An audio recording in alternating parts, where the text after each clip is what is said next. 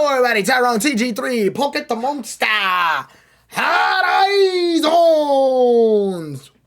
Episodes 80, 81, and 82. We're continuing the Pokemon Horizons review marathon that's going on. From you guys' perspective, it'll just be an episode review every day, which is nice. Anyway, so episodes 80, 81, and 82 are titled Oni Awesome Pokemon in Area Zero. 81 is A Grand Battle, Earth Gouging Fire. And 82 is At the End of the Shining Rainbow. So, all right. With approval from Chairman Gita after that fight. Oh, and I forgot to give it a rating. Both episodes from the last review, both of those episodes, I'll give the fight against Gita I would say a 7 out of 10. And I will give the fight against Entei I'm going to give it an 8, only because I liked the way that their team worked better in that fight. In the fight against Gita, I do like their teamwork. I do like the strategy they use. And it's definitely a deep moment for Liko to beat like a champion and whatever, even though it's a very like situational fight. I'm gonna go ahead and just give that a 7, just because the episode before it did a better job with their teamwork. Don't get it wrong, both episodes are good fights, but that episode did a better job showing off the fight. Anyway, on to this one. So, this episode's kind of basic. I'm gonna be honest. For them going to Area Zero, it's not that like one interesting thing happens and one disappointing thing happens. They go to Area Zero, and while they're in Area Zero seems weirdly unpopulated, like disturbingly empty. They meet a grand total of like 3 Pokemon in Area Zero. They are all Paradox Pokemon, and that's it. No Glimmets, no Glamoras, no random Raichus or Venomoths. No, like, it's not flourishing. No creepy Ghost in the Shell-esque awesome alien music.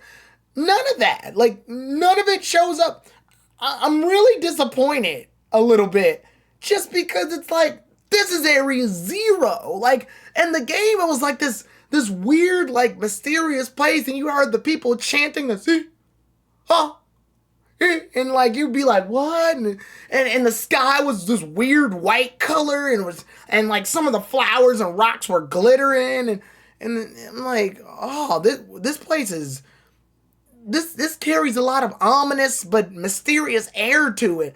Here, Area Zero mostly just looks like a bunch of mountain regions with some clouds in it, and occasionally you'll find some crystal rocks where if you throw something at them, they'll make a boom noise. And the only reason I know that is because of Sango. Oh yeah, Sango and Onyx are here, by the way. They're looking out. They're scouting. They're mostly just gathering data. It'll come in handy later for them, blah, blah, blah. But yeah, while they're traveling, Freed and Miss Briar, because they meet up with Miss Briar, they go on ahead, and I'm gonna be honest, Miss Briar's handled a lot better in the anime than she is in the video games. Fine, whatever, I'll let it go. She's still not actively battling or doing anything, so her appearance is just sort of exposition. It's literally just, oh, that's what that is. That's what that is. Literally, she explains one of the Paradox Pokemon as a throwaway line before she goes to sleep, and it's funny. But when they go to Area Zero, Liko and Dot rush ahead to catch up to Freed and Miss Briar, while Roy ends up falling a little behind because he meets Sandy Shocks. But he doesn't know what Sandy Shocks is. He thinks it's Magneton with hair or whatever. They end up getting chased by it, so that's the subplot.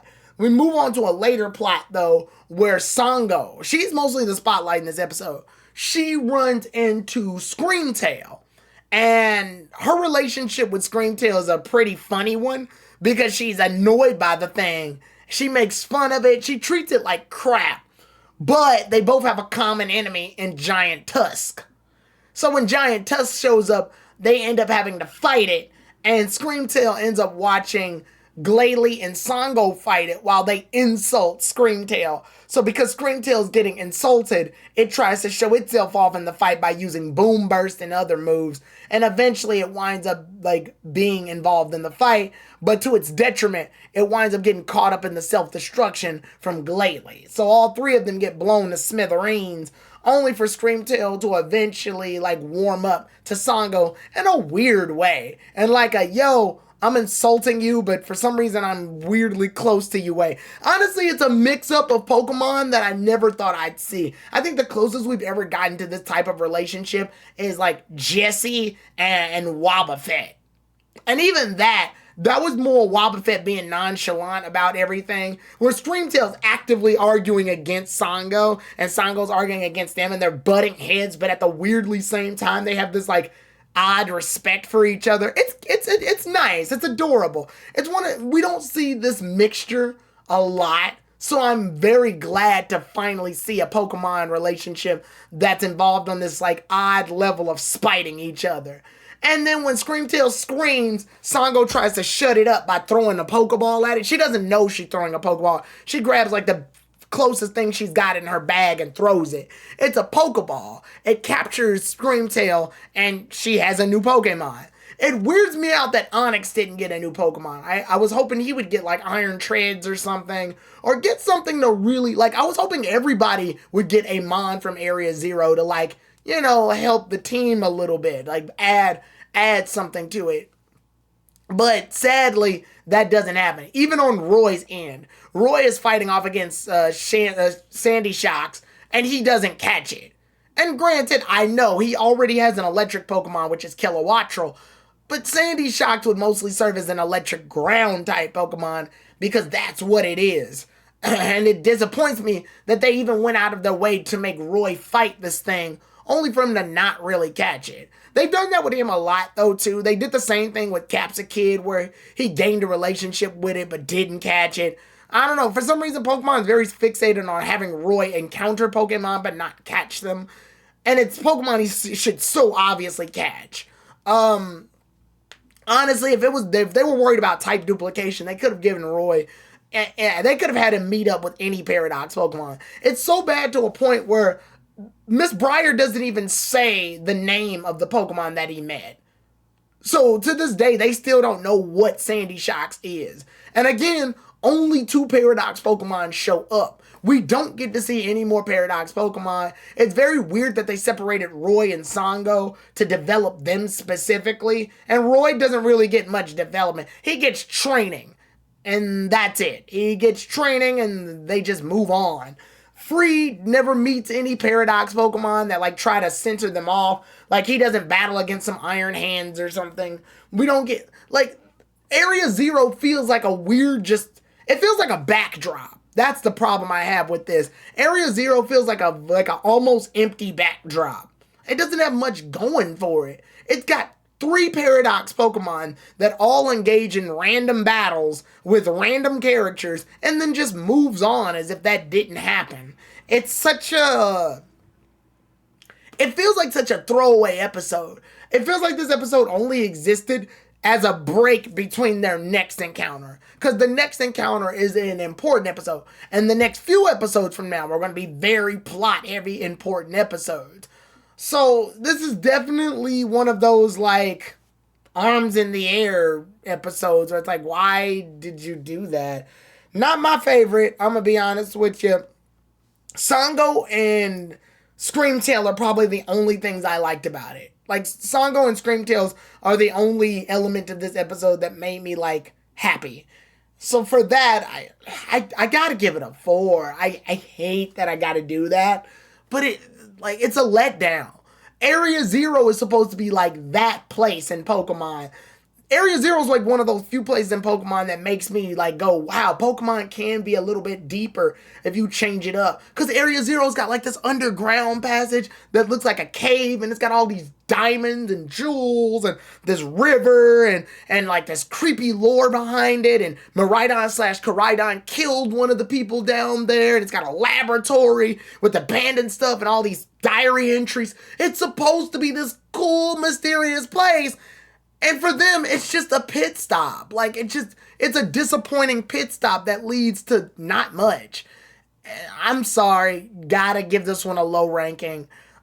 Yeah. Anyway, when they all meet up, Miss Briars knows that it's Screamtail only because Screamtail ends up screaming, and Dot and Liko are like, "What's that?" And she's like, "It's Screamtail," and then goes right back to sleep. And the camera weirdly focuses on Miss Briar sleeping, like uncomfortably. Like, why? Anyway, after that, we cut to the next day, and Entei shows up and demands he doesn't demand a battle. It's confirmed that he just shows up right in front of him. He literally pops up right in front of him. They don't have to look anymore. They don't have to search. They don't have to chase after. He just, boom, shows up. I'm here. And the episode goes to the next episode, and it's confirmed this is what they are looking for. The ancient Pokemon react to it. Terapagos reacts to it. It's very clear this is what they're looking for. And Liko is like, "Yo, you're gonna join us?" She gets so happy. And then he just freaking goes, "Give me those stuff." Like, he literally grabs the ancient Pokeballs and then pops them in his back and runs away. And is like, "Come get them, biatch." And then, like, challenges them to a fight. It's very clear that's not Entei, by the way. It's not Entei, and I'll get into it after the fight. It's something completely different, and I'm being ambiguous on purpose. I know what it is. I played the games. I know full well what they're fighting. But in the fight, they use their usual Paldean starters with Pikachu in the back. They all fight, and they notice that their moves aren't working the way they're supposed to, like they did with Entei. They said, "We're going to try the same strategy we used against Entei," but they notice very quickly it's not working. There's a move that this Pokemon does that covers its body, and every time they attack it, they immediately get burned. It's like Protect, but for burn.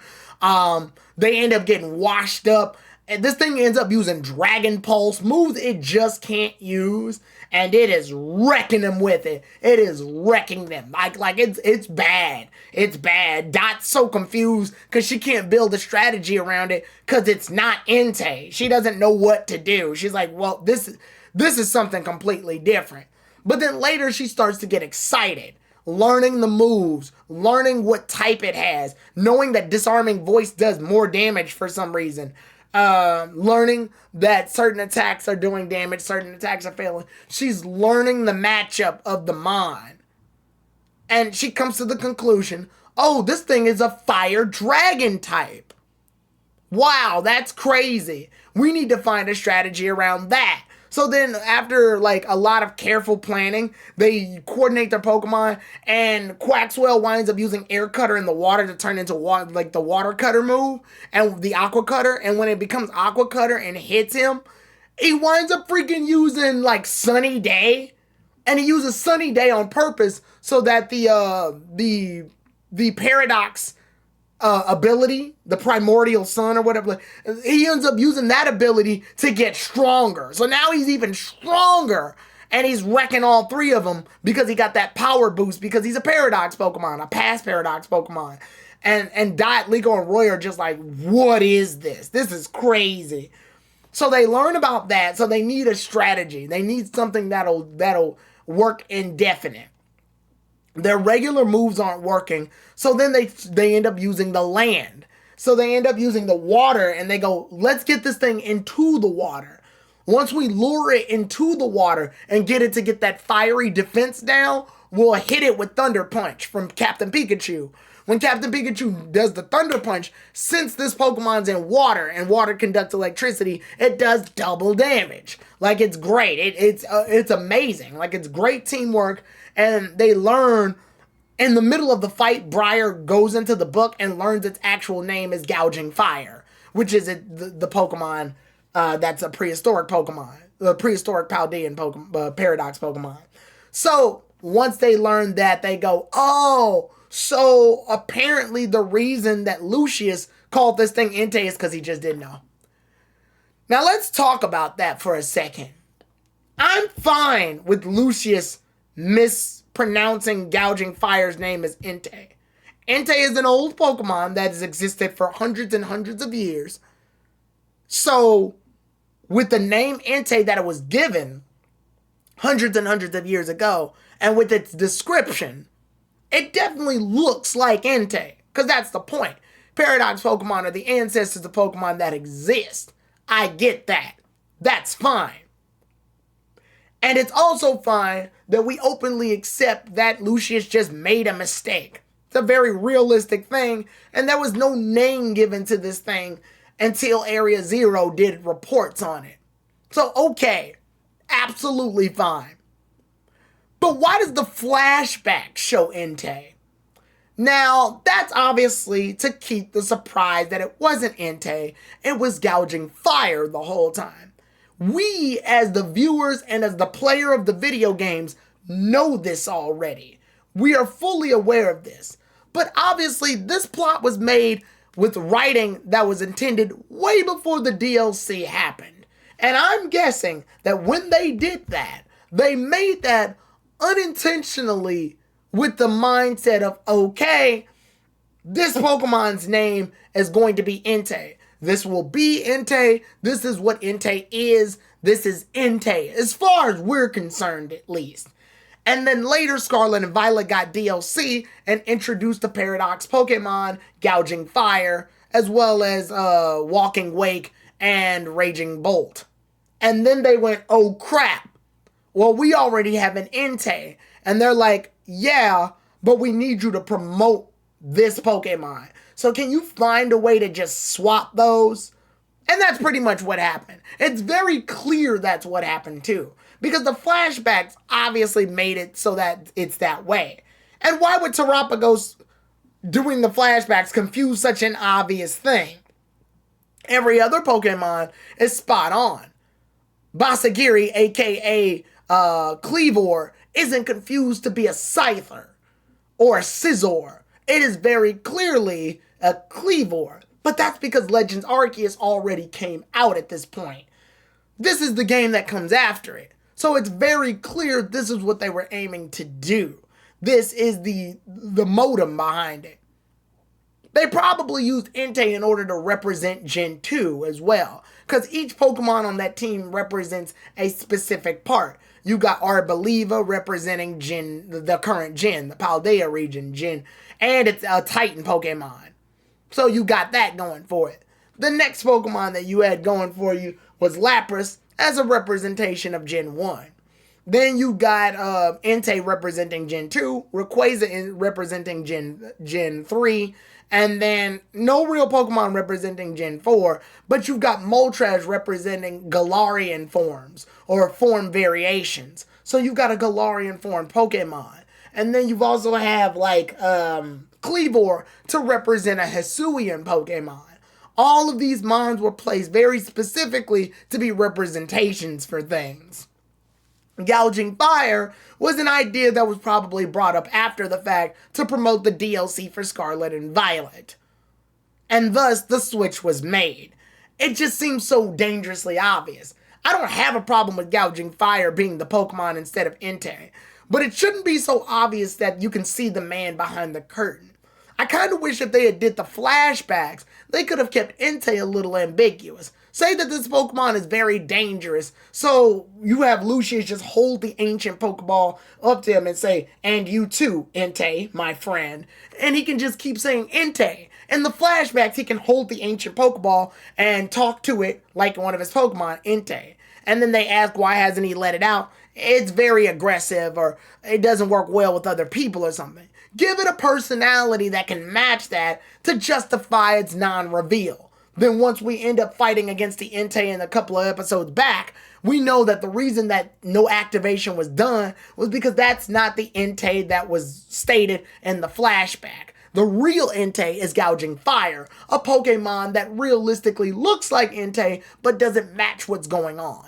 That would have been a much better explanation and a way better workaround than to just deliberately show us wrong flashbacks. Because from the viewer's perspective, it looks like they just lied to us. Anyway, after the strategy is set, they end up finally getting the ancient Pokeballs back, and thus Gouging Fire means they won. So he ends up joining the crew, And finally, you have all of the heroes with the exception of Rayquaza. Until Rayquaza shows up. Literally, it happens like right after. I'm mixed on this. I get it. They're trying to hurry this plot up a little bit so they can move on to some future stuff. But to have Rayquaza just show up in Area Zero right after, and I'm talking right after, they just got done fighting. Like, they literally just got done fighting Gouging Fire. I mean, like, the Gouging Fire fight ended, and then Rayquaza just shows up. And Rayquaza shows up because all of the heroes are here, so Rayquaza's gonna cut the middleman and just appear. Again, I don't really like this, only because it's too fast. I feel like we needed a little build up before they fight off Rayquaza. If they had said, I feel there could have been a happy medium here too. If the Rising Voltacklers that are still on the ship contacted Freed and go, Freed, check this out. We just saw Rayquaza like due north, like 20 kilometers from here or something. And then Freed's like, wait, for real? Guys, let's get up on the ship. We can heal the Pokemon on the way and catch up to Rayquaza. And then Miss Briar will be like, okay, I'll continue my studies here in Area Zero. Good luck with Rayquaza. And then they fly off. And then you see Rayquaza like up in top and they fight it in the clouds. Now, granted, I know exactly why they're fighting Rayquaza here later on as plot purposes, but I feel like there needed to be some break. Because I can't seriously believe, and Miss Briar points this out, the Pokemon are still injured from their fight with Gouging Fire. So there's no way in realistic hell they should be fighting Rayquaza right now. You mean to tell me that the Pokemon, in all of their condition, can still fight off against Rayquaza? Now, granted, they wind up using other mons. They end up using Kilowattrel. I call this team the Horizons Team B trio. They end up using Kilowattrel, Tinkatuff, and Hatchram to serve as backup. So they are using more mons in the fight. It's not just a 4v1 anymore. Now they've treated it more as a super raid battle instead of a raid battle.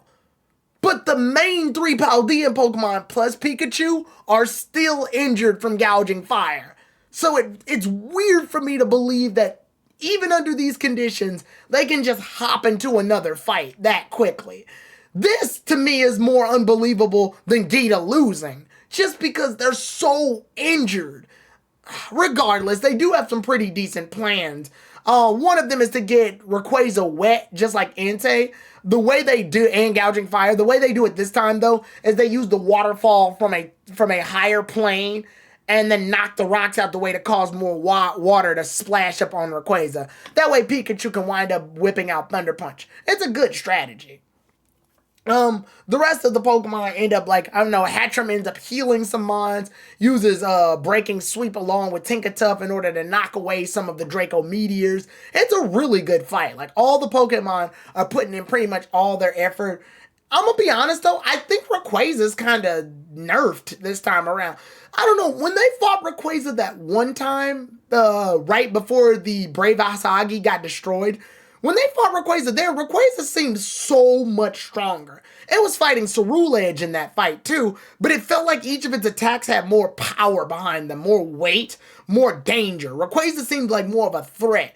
Here, it feels like Rayquaza's barely attacking, and when it finally does, it's, oh, okay guys, let's just dodge this so we can find an opening to attack it. They also use the fact that the Area Zero has a bunch of cliffs, so they use the altitude of the cliffs to hit Rayquaza from all directions. When Rayquaza dodges an attack to think that it's safe, it ends up getting attacked from the mountainside on another area. They're essentially using the environment to their advantage to do pop shots on Rayquaza from all different angles. It's a good strategy. It's a good use of the Pokemon's skills. Kilowattrel, Flying Roy, and Crocolore everywhere. Freed and Pikachu using Charizard to get in different angles to fight in close, while Dot and Liko fight in from long range. It's a good use of strategy. at the end of the day, pretty much every Pokemon except for Crocolore ends up getting knocked out. And we know why. Statistically, the reason this is the case is because Roy's main opponent was Rayquaza. Like, that's his main, like, that's the whole reason he even started this journey in the first place. So Crocolore, symbolism-wise, has to be the last Pokemon in order to fight it. I do like this little strategy where Rayquaza uses Draco Meteor and like uses Dragon Tail on the Draco Meteors to have them come down faster. All the Pokemon are knocked out. Terapagos finally decides to like come in and help in the fight too. Terapagos turns into its Terra form, or its second form, its battle form, and ends up giving Crocolore the ability to terrestrialize again, because they already used their first terrestrialization against Gouging Fire. So now it has a chance to terrestrialize again. When this happens, Crocolore winds up using Flame Charge, or Nitro Charge in Japanese, and he uses a super powered one. Since Rayquaza's pinned down, it gets hit dead and on, and Roy wins the fight by throwing the Ancient Pokeball, and that's pretty much the end. That little annoyance of them fighting 2 fights in a row aside, honestly, it's a really good episode. I would definitely have to give it, even with that annoyance, I'm going to still go ahead and weirdly give it an 8. And I'm combining both of these fights together, Gouging Fire and Rayquaza's. I'm going to combine them and give them like an 8 to 8.5. I think it was really good. I think it is a good fight. Again, I wish there was some like point of rest. I wish there was a moment where they could like relax. It was like, even if they wanted to like camp out for the night after the Gouging Fire thing to return back, Rayquaza showing up the next morning would have been more acceptable. At least then I can believe, okay, they got a night's rest. Because now I got to believe that Crocolore just toughed it out through 2 fights. But whatever. That ends up happening. Really interesting stuff. I really just wish that Area Zero was used to a bit more of its advantage. Because honestly, these fights could have happened anywhere. I don't even think we needed Area Zero for this. Yeah, Gouging Fire, whatever, but Gouging Fire isn't even in Area Zero in its actual video game. So, like, we really didn't need Area Zero. Area Zero felt more like a backdrop and a means for Sango to catch Screamtail. That's about it. Like, Area Zero's probably... The Area Zero part of the Area Zero arc is the most disappointing part. And that's why, as an arc, I would have to give it a 5 out of 10. Because, sadly, the area they're in, to me, is one of the most interesting areas that Pokemon's ever made. And this is how it's represented in the anime. I've been waiting for Pokemon Horizons to get to Area Zero. I've been waiting for them to show off how Area Zero is in the anime. I was hoping they could like dig up some lore and make Area Zero way better here than in the game, but turns out the game's better, and I'm just like, oh, that's disappointing. I would really want them to dig deep into that, but they fumbled the ball in Area Zero. Thankfully, like I said, the battle is good. I like the strategies. There's a shot of Pikachu using Thunder Punch on Rayquaza that sends it flying, and it's pretty hilarious to watch in and out of context. Overall, that's pretty much it. We're going to go ahead and end the review here. The next review I will do, now, these I decided to go ahead and review together because we're not going to get to the thick of it just yet. There's some, it's complicated. It's where we need to, there's like a depth to it that I need to go ahead and go over. Because then we move on to a big battle, and that big battle is going to take place in episodes 86, 87, 88, and 89. Those are like the main ones we need to go over for that climactic part of Horizons before we move on to the next arc of Horizons. But these 2 episodes I'm going to review just to like get them out the way, and then I won't end up reviewing these last ones until much, much later. So the episode 83 and 84 are The Truth Revealed, Ametheo's Resolve, and The Place Where Heaven and Earth Meet. I will be reviewing those episodes right after. You guys will be seeing it literally the day after. But with that being said, everybody, I will see y'all then, everybody. Tyrone TG3, out.